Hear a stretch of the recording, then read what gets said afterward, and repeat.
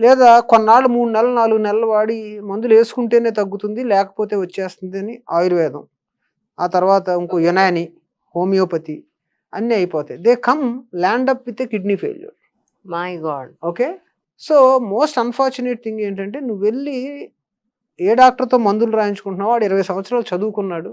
వాడికి కూడా తెలుసు మందులు ఎక్కువ వాడితే kidney పోతదని.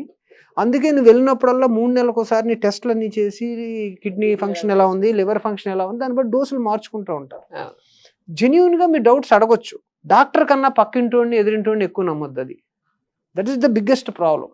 Whatever is printed is not right. మనం ఏదో వాళ్ళ నాలెడ్జ్ కోసం రాసింది చదివేసుకొని కరెక్ట్. చాలా మంది పేషెంట్లు అంజలి గారు మాకు చాలా గొప్పగా చెప్తుంటారు. నేను అసలు మందులేమి వేసుకోనండి. ఏసుకుంటే మంచిది కాదని నాకు తెలుసు.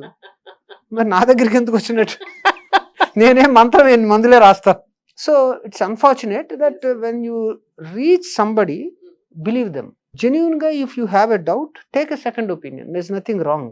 అంతేగాని డోంట్ బిలీవ్ ఇంటర్నెట్టు అది ఇది ఏఐ వీటిలన్నీ చూసుకొని మనకు మనమే డిసైడ్ చేసేసుకుని people lose so much time, money, faith and they land finally in ఆ సస్పిషియస్నెస్‌లో ఉండిపోతారు. They don't get proper treatment.